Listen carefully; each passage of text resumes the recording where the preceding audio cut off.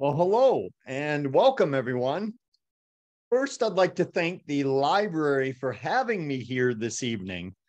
But just as important, all of you who are brave enough to show up to talk about Wisconsin's gangster history from the safety of wherever you're watching this program from.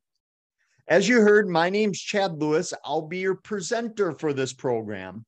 And although my background is actually in the field of psychology, for the last nearly 30 years, I've been traveling the world in search of the bizarre and unusual, from roadside attractions to scary places, weird people, you name it. If it's just a little strange and offbeat, I've traveled around the globe in search of this weird folklore, our strange history, and just anything a little strange, bizarre, and unique. But it wasn't until the early 2000s when I was up in the Northwoods of Wisconsin working on this book about Wisconsin ghosts. My car at the time got a flat tire. So I got out to fix the flat, worked up a nice little thirst, and I looked out and there was a lodge right in front of me. So I thought I'd drop in and grab a can of pop. Well, lo and behold, that place was called Little Bohemia. I didn't know it at the time, but it seemed as though fate had stepped in and provided me with a little detour from things that go bump in the night to things that will bump you off. And that's what eventually became the book and the program you're going to see this evening. So for the next 45 minutes or so, we're going to travel throughout the state to the places where the gangsters robbed our banks. They kidnapped our citizens, and they mowed down anybody who got in their way. So I really want this to be a time portal back to the days when the gangsters made Wisconsin their own personal vacation land. Now, of course, the gangsters no longer hang out at these places, but the places themselves are still there. But for how much longer, I don't know. I always encourage people to get to these places while you still can, because every year we're losing more and more of these historic treasures. So with that in mind, throw on your zoot suit or your flapper dress as we explore the gangster history of Wisconsin. And the first question we have to ask ourselves is, why Wisconsin? What was it about our state that the gangsters loved? Well, there were numerous reasons. The first being, obviously, our close proximity to Chicago, which during Prohibition was the bootlegging capital of the world, operated mainly by Al Capone on your left and his arch nemesis, George Bugs Moran, on your right. Many of you are probably familiar with George and Al's story.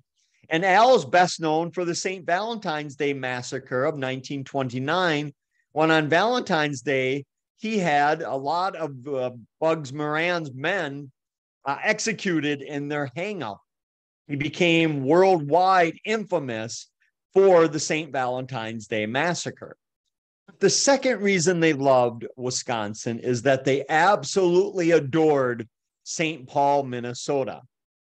Now, back in the early 1900s, when every other community was trying to keep criminals out, Police Chief John O'Connor in St. Paul took a different approach.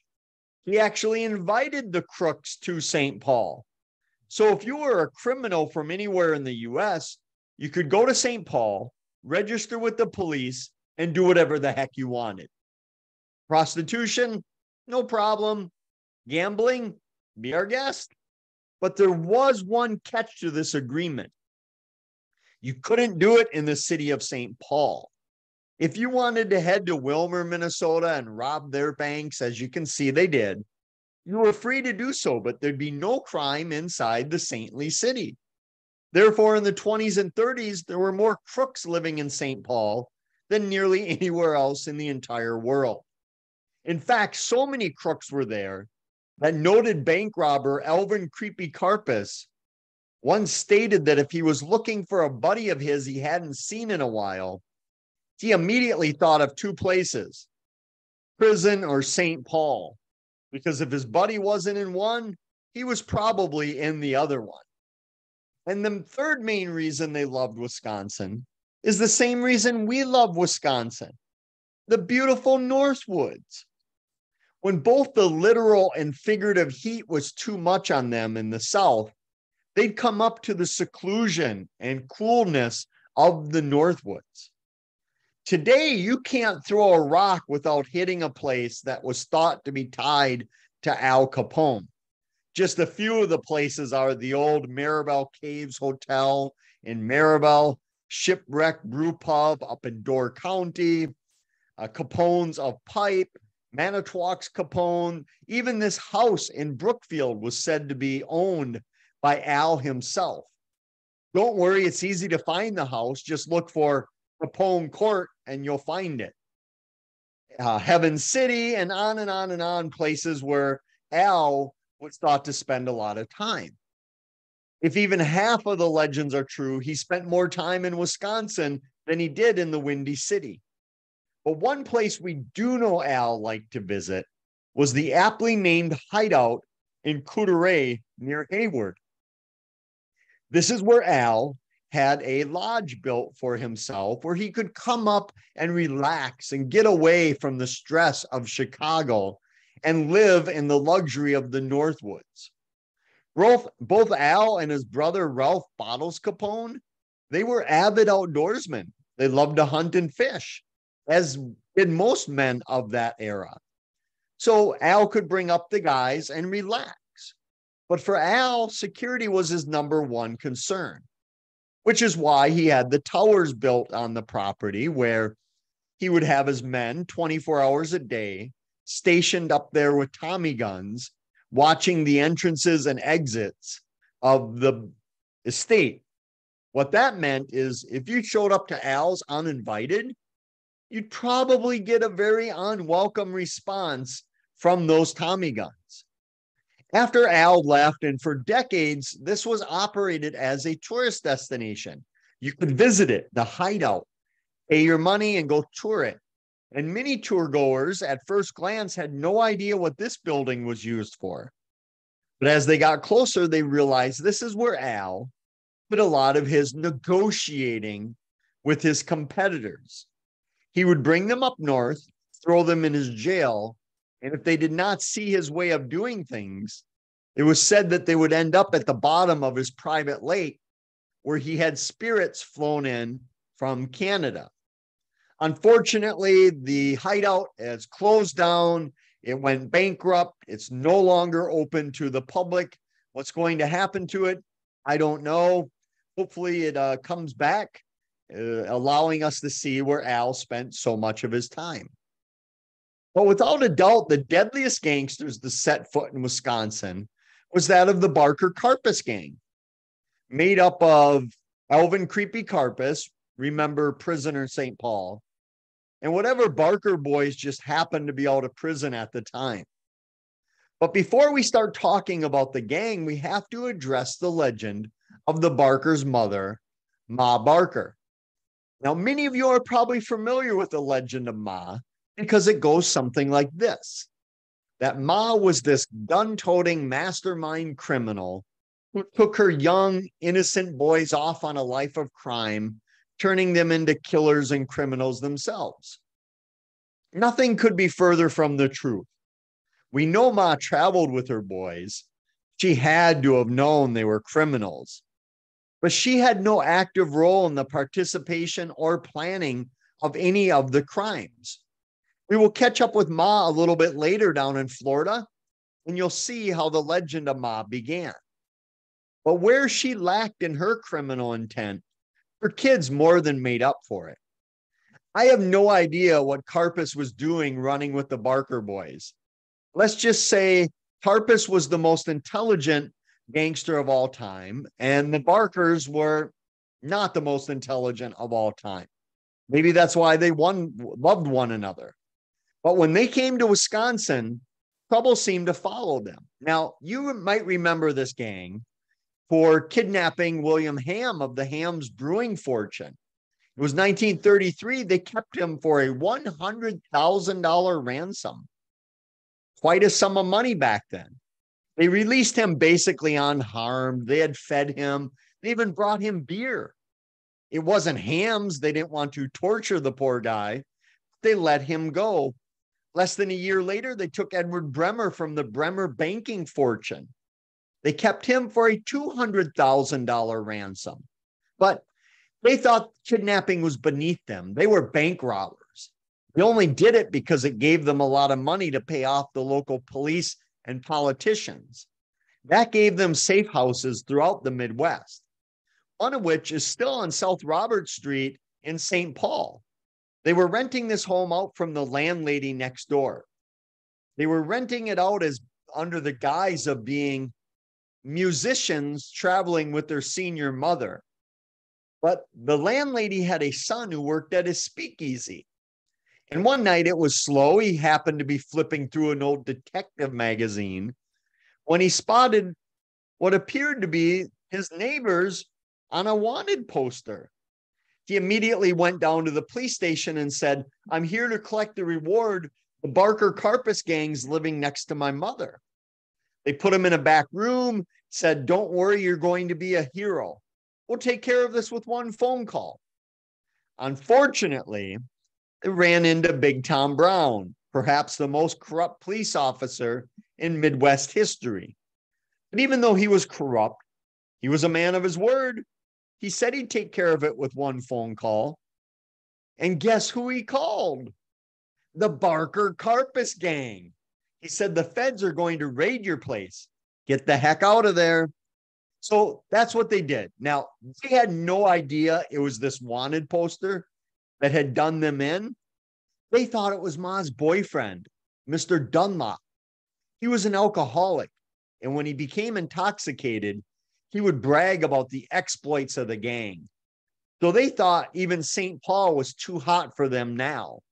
They better take him on a nice little vacation to Wisconsin to get him out of the state. But this wasn't the type of vacation you'd want to go on, because this was one of those vacations you didn't come back from. They brought him up near Siren in the Webster area to a place called Fremstead Lake. There, they shot him several times, dumped his naked body on the side of the lake, and threw a bunch of money on it to make it look like a mob hit. In fact, years later, after retiring, the local sheriff used to go around town jokingly saying that this was the most profitable case he never investigated. They didn't care. It was just another dead gangster. In fact, when I dug up Dunlop's death certificate, they had to list on the middle of the left side his occupation. And you can see there it read, "Unknown, suspected underworld character." Kind of a cool title to have back then, although usually it meant you'd be dead on the side of the road. But when the gangsters weren't robbing our banks and kidnapping us, they loved to go to all the speakeasies that were everywhere in Prohibition time.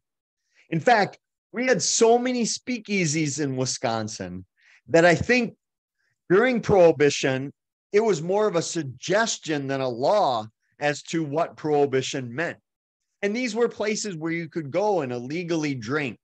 You could gamble.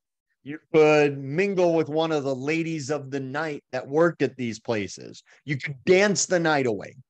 And in Wisconsin, one of their favorite places was a place called Ma Bailey's House of Ill Repute, north of Woodruff, north of Minocqua in Woodruff. Most people just called it Ma's back then. And what would happen is the gangsters would head to Minocqua for the night. They'd drink the night away at places like the Belle Isle, and then they'd go get a fancy meal at Norwood Pines Supper Club, which is still there for you to go get a fancy meal at. And when they got bored, they'd head over to Ma's sprawling estate to visit the ladies. At the time, this was a risque place. Outside of being a bordello, it had nude murals on the wall and had a reputation that no person would want to be caught there. And in fact, what's interesting is it almost made it until 1950 before it closed down. And you might be saying to yourself, How in the heck can a brothel operate in Wisconsin until 1950? Well, this next story may illustrate that for you. Two men were coming home from a road trip in Rhinelander. They wanted to stop at Ma's to see what all the fuss was about. But as soon as they popped in, they realized there was an X-rated movie being shown. And they said, we better get out of here, because if we're caught here on an X-rated movie showing, we're going to be in a lot of trouble.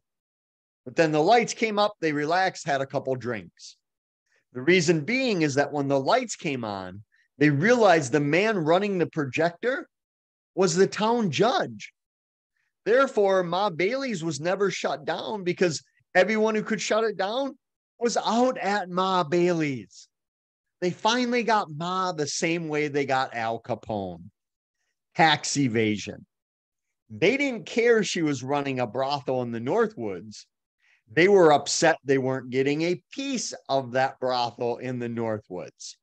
After closing down, Ma's place tried to make it as a bar and restaurant, even a senior center, and then eventually it fell into private hands. And I keep my eye on this property because every once in a while it does pop onto the market. If you're looking to own a piece of Wisconsin's unique history, or maybe you're starting a brothel, you might want to keep an eye to see if this is on the market. Now, if you think media today focuses a lot on crime, and they do, you'd be amazed at how much crime was broadcast back during Prohibition era. Pick up a newspaper, go through the archives of Prohibition years. You'd be amazed at how much is covered on every front page. And most of the criminals had no business being criminals. They were terrible at it. They got caught right away. They were sent to jail or prison. Again, they shouldn't have been operating as criminals. But then there were people that seemed to be born to be criminals, which brings us to our next gangster, none other than John Dillinger himself. If you don't recall Dillinger, he was a bank robber back in 1933 and 34, perhaps the most infamous bank robber of all time. Back before movies were showing, before the movie came on, like a trailer is shown today, they would show his wanted poster. And believe it or not, people would stand up and start cheering for Dillinger like he was some folk hero. Because during the Great Depression, they'd say, who cares if Dillinger's robbing from the banks? The banks stole from me. They foreclosed on Grandma and Grandpa's farm. Good for the gangsters. But regardless of what you make of Dillinger, when he came to Wisconsin, he liked to stir up a little trouble. First off, Racine, 1933. Dillinger and his gang wanted to make a withdrawal from the American Bank and Trust. In fact, they wanted to take every penny the bank had. So on the day of the robbery, they pulled around back of the building, which looks like this today. Their game plan was to leave the car running with their getaway driver, Russell Clark, behind the wheel. But this meant that they would have to rob the bank, run all the way around the block to get to the back and escape. There was a little back door on the bank, but whether they didn't know this or they didn't care, maybe they were bored with their lives, even though they were bank robbers, they decided to go through with their plan anyway. So they left the car running, and Dillinger and his gang, which at the time was made up of Dillinger, Harry Pierpont, Three-Finger Jack John Red Hamilton, and Charles Makeley, they storm into the bank. Makeley's the first one in there. He goes right up to the teller who's busy counting change, and he said, "This is a robbery. Give us your money." The teller, thinking it was a joke, he didn't even look up. He just said, "Next window, please." Makeley shot him in the shoulder. That got his attention. It also got the attention of the police, who raced to the building. Well, not exactly. You see, back then, false alarms were very common at banks. So the police took their time getting there. When they got there, they were held hostage like everybody else. Normally, the gangsters love to grab the young female clerks and use them as shields, thinking rightly so that the police would be less likely to shoot at them if they had young women with them. and they'd make them ride on the running boards of the car. And they did scoop up one young woman, but they also grabbed the bank manager and the security guard, and they scooped up as much money as they could and headed out. They had a very high-tech way of getting away from the police. And that high-tech way was this. In the back seat, they would keep a big bucket of roofing tacks with them. Back then, the police had no two-way radios, so all they could do was chase you. So the gangsters would rob a bank. On the way out of town, they would throw these nails all over the road. So when the police came, they would pop their tires and the chase would be over. That's exactly what Dillinger did and made his way back to one of his safe homes in the Milwaukee area. Today, the building is now the Racine Art Museum. They still have the original bank vault on display. If you want to use a Speakeasy password, they might even let you look at it. But what I love is after the bank robbery, the authorities scooped up all the evidence, the spent cartridges of the guns, the weapons, and they put it all together with all of the newspaper accounts for a nice little memorial to the bank robbery. The best part of this is where they put it, because where else would you put a memorial to the greatest bank robber in America history? Where else would you want to put such a outlaw display? Well, there's only one place you'd want to put that, right in the front lobby of your police department. That's exactly where it sits. Now, for those of you who are currently on the lam from the law, this is a working police station. You may want to avoid this one and move on to our next gangster. Oh, Evelyn Frechette. Sometimes she pops into programs. Usually in the Minnesota program. She was one of Dillinger's main squeezes from Wisconsin in the Menominee area of Green Bay, from the Menominee tribe there. And she went to prison for helping Dillinger and then lived a quiet life out near Green Bay. But I didn't know she was in this one, but welcome, Billie. Out of all the gangsters that I researched, I had the most fun researching and the most trouble researching this guy, Lester Gillis, better known as George Babyface Nelson. The reason I had the most fun and trouble with him is because I never knew what side of Babyface was going to show up. On the one hand, those who knew him said he was a polite, well-mannered, jovial young man. He was also perhaps the best connected gangster of all time. If you needed a weapon, a safe house, or an introduction to a fellow crook, he could provide it. And at a time when all of the gangsters had numerous mistresses, the Malls as they were known, Babyface was said to be very devoted to his wife, Helen, and their two young children. But before you start thinking of Babyface as some sort of angel, remember I said there was a flip side, and that flip side was his anger. In fact, many of his own colleagues did not like working with him.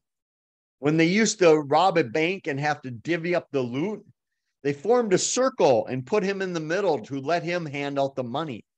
He thought he was because he was in charge. But in actuality, they put him in the middle because nobody wanted their back to him, thinking he might just shoot you and take your portion of the money. And when he came to Wisconsin, we got to see both sides of Babyface. First up, Babyface is driving with his wife. He's being followed by his buddy Tommy Carroll and his girlfriend. They're heading up north, and they make it just to North Leeds, a small town south of Arlington, Wisconsin. That's when Babyface gets in a crash at this intersection. He hits a canning employee that was driving the company truck. Meanwhile, Tommy Carroll pulls over about 100 yards back thinking Babyface is just going to shoot the guy and we'll go about our business. But instead, Babyface got out, went into the North Leeds grocery store and placed a phone call to someone somewhere. When he came back out, he said, let's go into Arlington and get our cars fixed to the gentleman. Ironically, years later, the North Leeds grocery store would turn into Thirsty's Bar and Grill. But remember when I told you to get to these places while you still can, because a couple years back, Thirsty's burned to the ground and there's nothing left of where Babyface made his phone call. So they drove into Arlington to the Bell Ford dealership, still owned by the same family, but they moved to a bigger building now. So Babyface pulls in to get his car fixed. He goes inside. Nobody recognizes him, but they notice he kept his back to the wall the entire time, which when you're a gangster, when your back's to the wall, it means no one can sneak up on you and shoot you or try to arrest you. While he's getting the car fixed, Tommy Carroll parks across the street, leaves the car running, wanders into the Arlington Inn Bar and Grill, which is still there. I presume he starts drinking like a fish, thinking at any moment Babyface is going to start a battle with the town. Babyface held it together and paid for the cars, and the foursome took off in their two vehicles.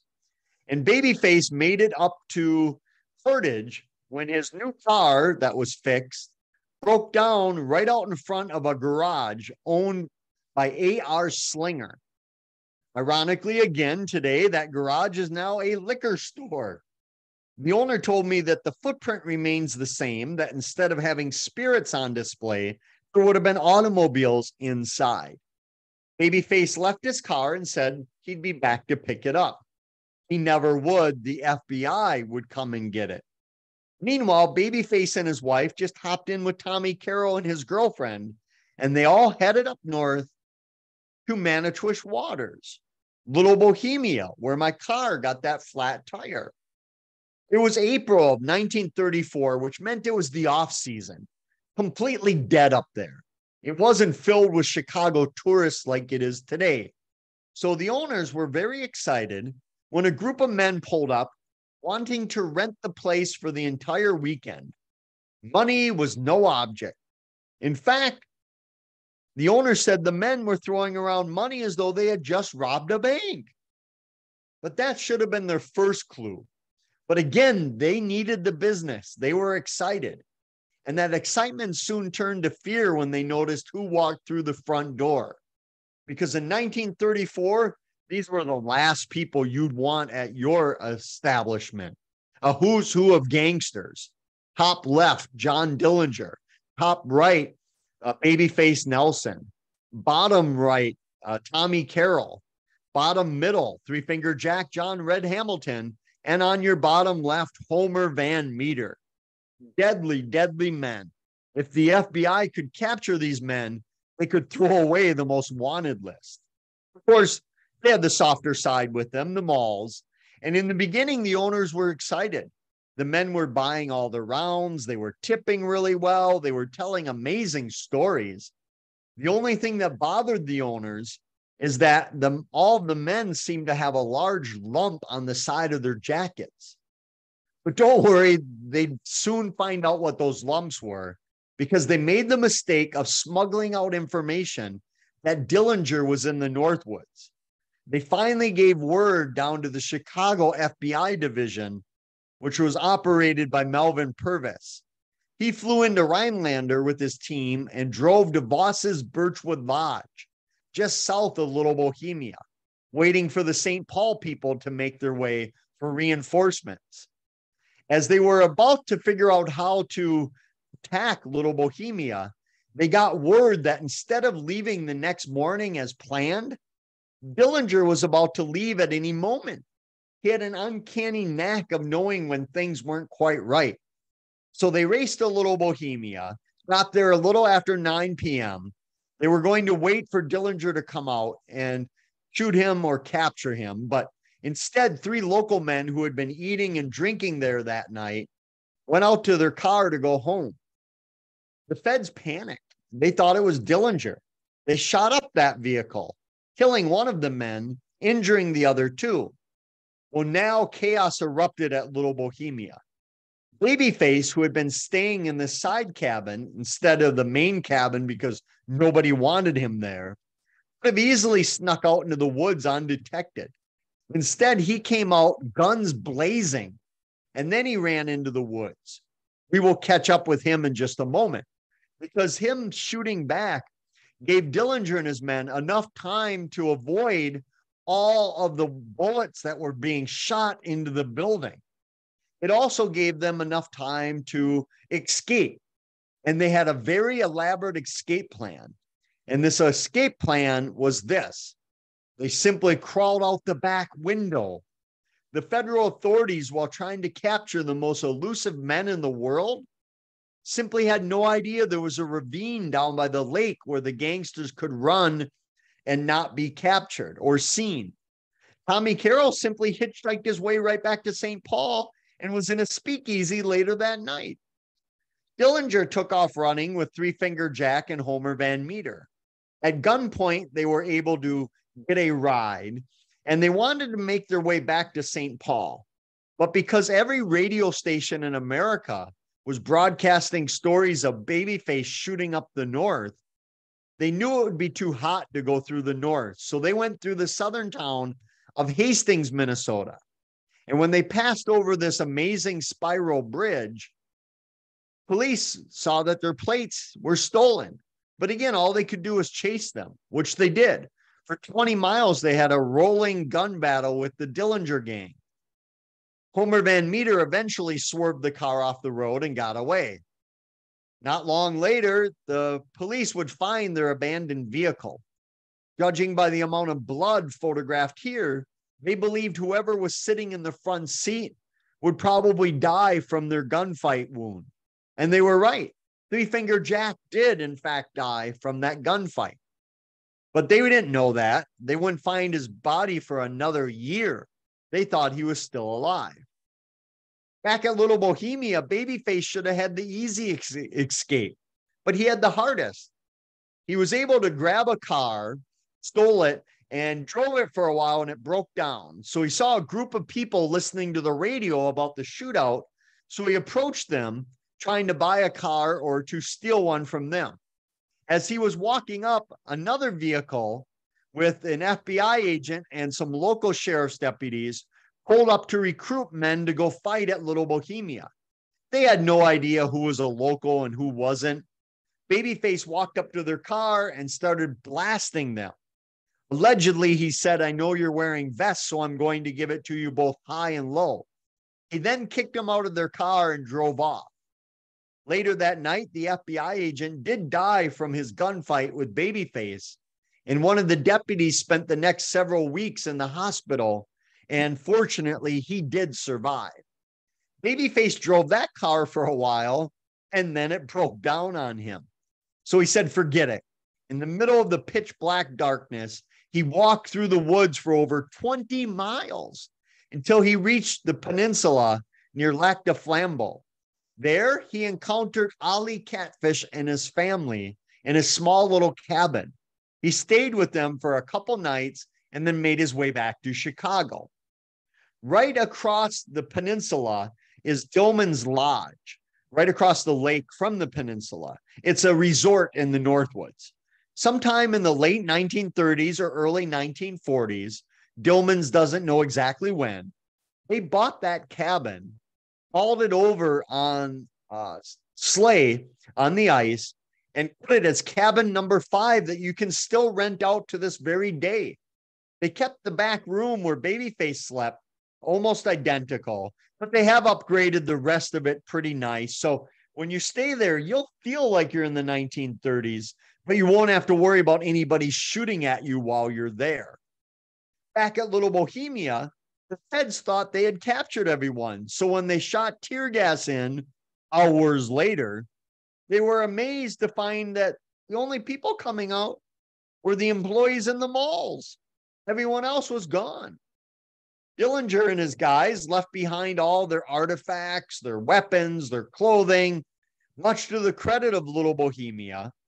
They even kept the bullet holes from the original gunfight. They claim that their food is so good, Dillinger only left because he had to, and he did. But there was a lot of fear that Dillinger was going to come to Dane County. And there was a lot of fear because Dane County had a lot of underground connections, like the old Wonder Bar that was a Toohey gang hangout. And the malls from Little Bohemia were brought to Dane County because the Dane County jail and courthouse was thought to be the only place that could house them. They had guards standing around the building 24 hours a day, afraid that Dillinger was going to come after the malls and try to free them up. They were terrified, but Dillinger never showed up. He was too busy trying to keep himself alive, which didn't go all so well, because death came knocking for these criminals, and it came after them very quickly. First stop, Biograph Theater in Chicago, 1934. Imagine you're at the movies when all of a sudden the guy sitting next to you looks a heck of a lot like John Dillinger. And it was Dillinger. He had no idea he was being set up by his friend Anna Sage. She was Romanian, and she ran some brothels in Chicago. She was being threatened with deportation. So she thought if she could turn in the most wanted man, not only could she stay in America, but she'd collect the reward as well. So that's what she did. She ratted out Dillinger. And for her reward, the US government shipped her back to Romania. Now, here's where things get weird. The FBI version of events is that Dillinger came out of the theater, saw the FBI, but he tried to run into the alleyway and shoot them, but they were just too fast, and they shot him, and he bled to death waiting for help to arrive. Witnesses that night tell a different version of a well-dressed man coming out, being shot basically without warning and bleeding to death in the alleyway, waiting for help to arrive. If either of the versions are true, Dillinger met his in the alleyway. People gathered under the biograph by the thousands. They got Johnny. They got Dillinger. Can you believe it? But they didn't stop there. Now, in the last portion of the program tonight, you're going to see maybe 2 or 3 of these caution signs. What they mean is that the next slide might be a little graphic or gruesome. You might not want to see it. So when you see this, you can close your eyes, and I'll tell you when the next slides are gone. So this way you don't have to see something you don't want to see. So close your eyes, because I'm going to show you what they did in the alleyway. Here we go. They dipped their handkerchief or their newspaper into the blood of Dillinger as a grisly souvenir. When they were done there, they followed him to the morgue. Women cut locks of his hair. More blood was stolen. This nearly naked photograph of him was taken. Okay, photo's gone. So Dillinger was gone. The next of the big names to go was at Lake Como Hotel in Lake Geneva, a sprawling estate that the gangsters loved because it was operated by a fellow gangster, a slot machine baron down there. So Babyface had a hard time. He needed some R&R. So why not go to the Lake Como Hotel? He knew it very well. So he pulls into the driveway, and the FBI is there sitting on the porch waiting for him. But believe it or not, they didn't recognize him. So he turned the car around and drove off. As he's going through Lake Geneva, he sees more FBI agents. So he's with his buddy, John Paul Chase, and Babyface's wife. And they make their way back to Chicago. On the way to Chicago, they see 2 cars of FBI agents coming up from Chicago to Lake Geneva. Babyface ran into their road and ran one of them into a ditch. The other car he ran into this park in Barrington, just north of the Chicago suburbs. And there he got out of his car and started walking toward their vehicle.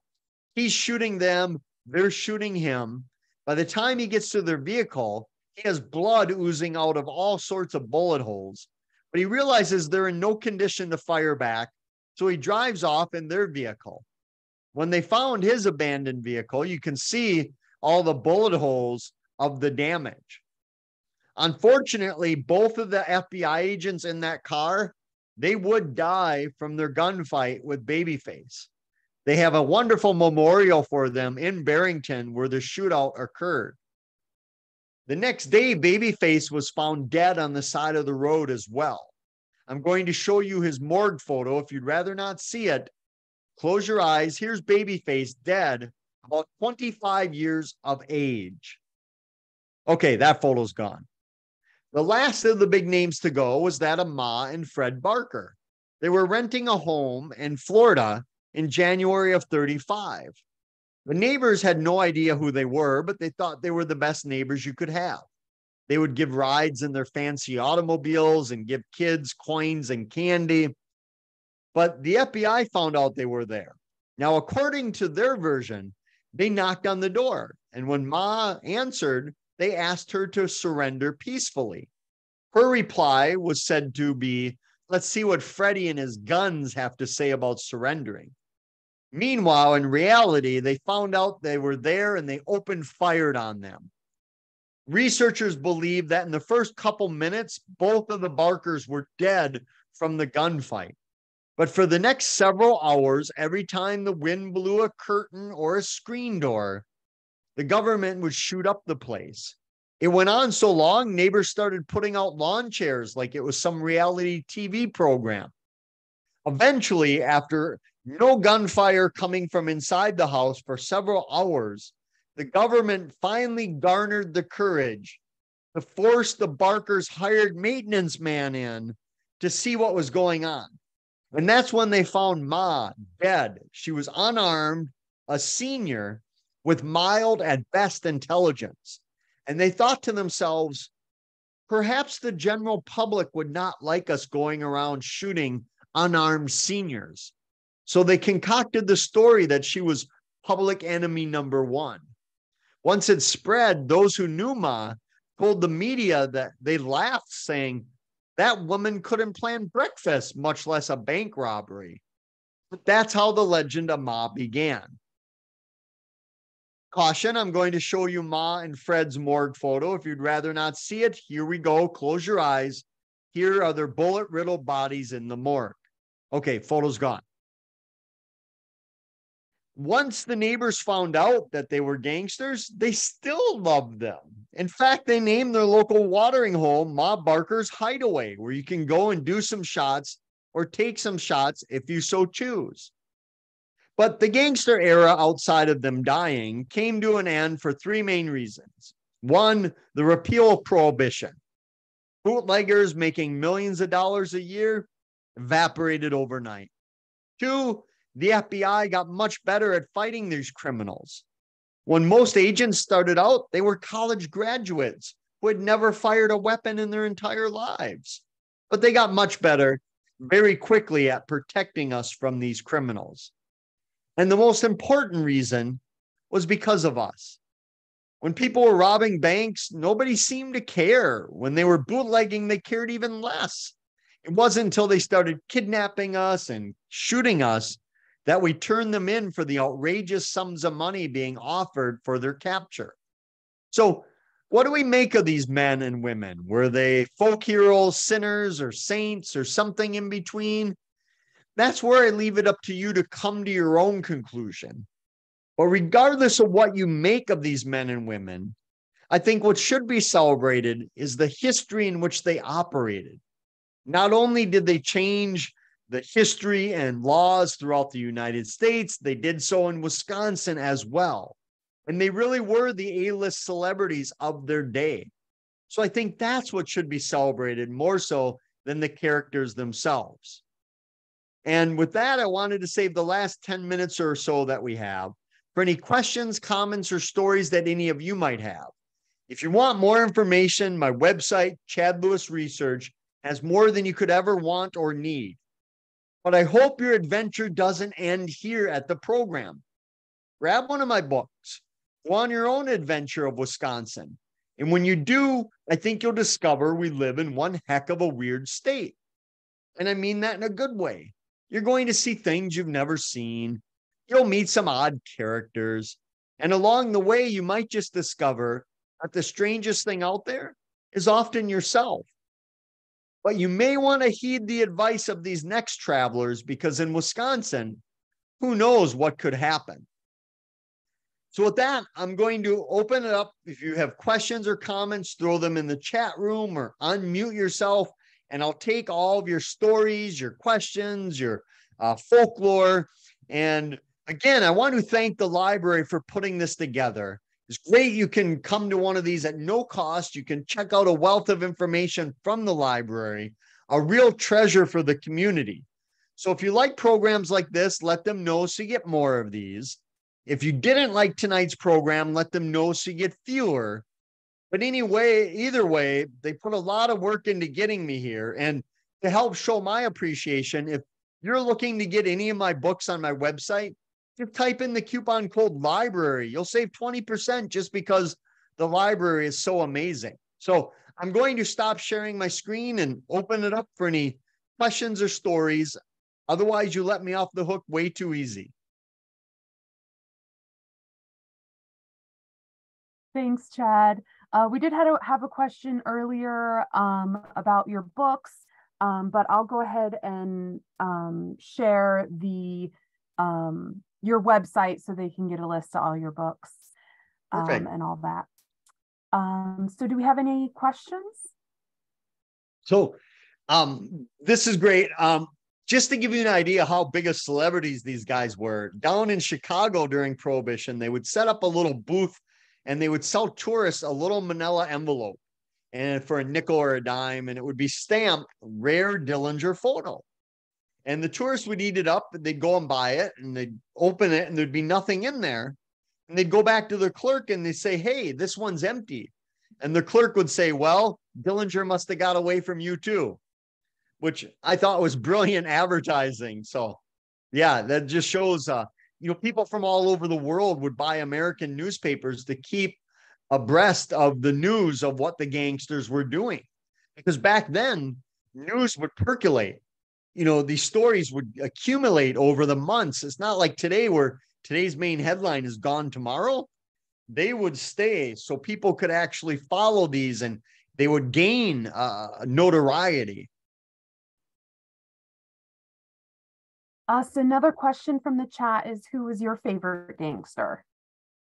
Oh, I had the most fun with Babyface, but my favorite is John Dillinger. I mean, a lot of researchers and a lot of psychologists and the like believe that if Dillinger or Capone or any of those guys that ran big organizations were alive today and they went a different route, they'd be running Google or Apple right now because they had such charisma and leadership and they were very bright. So they could have went one direction, but instead they went a different direction. So I love Dillinger just because they had two sides to him too, that, I mean, if you got in his way, he would shoot you without thinking twice. But at the same time, when they kidnapped the bank tellers and the women, they would never swear in front of them.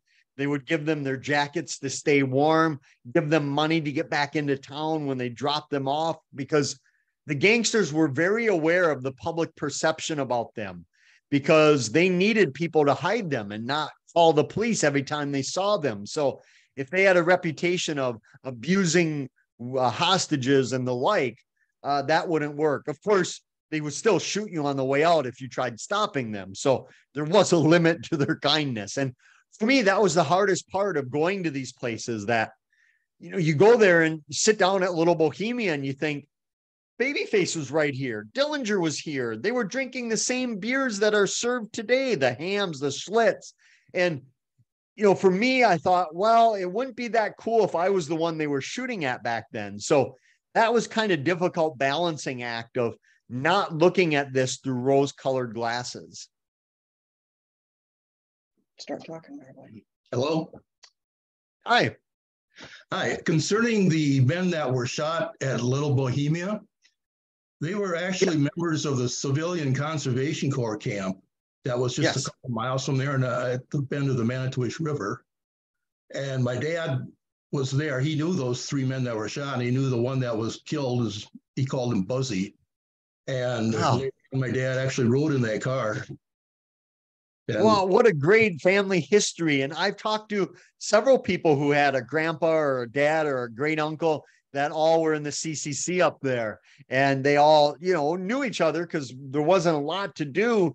And yeah, that was tragic that, they left and the radio was blasting apparently in their car. The FBI said that's why they couldn't hear when they were ordered to stop. So they were fired upon. But yeah, That's great. What a terrific family history. Thank you.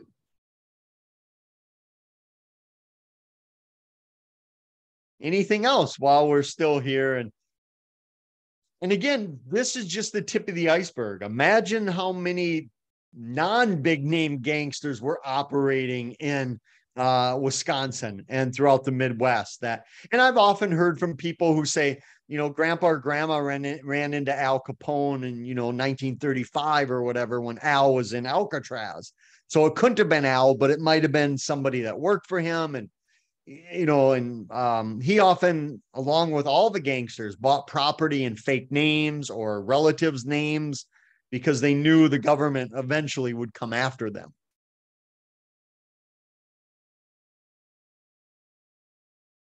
Another Other question mafia was, connections? Yeah, you got it. Yeah, I saw it pop up. Oh, tons. Now, what's interesting is I see it a little bit different from the mafia. Were different from what I call the gangsters, because the mafia usually were stationary. They ran one town or one region, whether it was Chicago, Milwaukee, Madison, St. Louis, wherever. And they were involved in everything: numbers, rackets, gambling, prostitution, drugs, all that. Where the gangsters were more freelancers, if you will.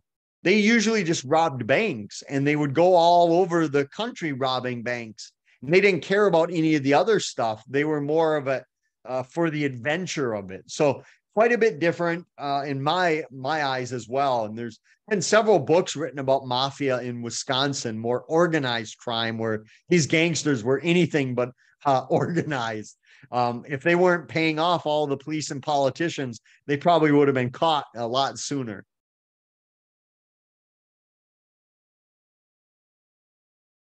Hello again. A long time ago, I knew this elderly lady who grew up in Madison in the 1930s. And she told me that her mother would tell her and the kids, don't play around the garbage dump, because that's where the guys from gangsters from Chicago would dump the dead bodies. So is that something in Wisconsin? They just would come up here and dump their dead bodies too? I've not heard of that, but it wouldn't surprise me, although it seems like a lot of work and a risk of, back then cars were kind of unreliable. If they ran out of gas or a tire, it would seem like they had, but maybe they wanted to make it look like a Wisconsin hit, or it's hard to tell why they did what they did, because, at the same time, they were the most wanted men in the world, but they took no precautions. When they went to a town, they were in a car nobody could afford. They were dressed in a suit that would cost a farmer a year's wages, and they didn't try to hide it. They flashed money, they threw it around, because they didn't care. When they ran out, they went and got more. But I haven't heard of them coming specifically to throw people at the dump. Perhaps they had a contact there, or somebody that was lenient, or somebody that was interested in a few dollars, where they knew they could dispose of it. That's quite possible too. And unfortunately, the gangsters didn't keep records of what they were doing. And even the FBI files are very incomplete, because they didn't know, these gangsters, what they were up to and where they were.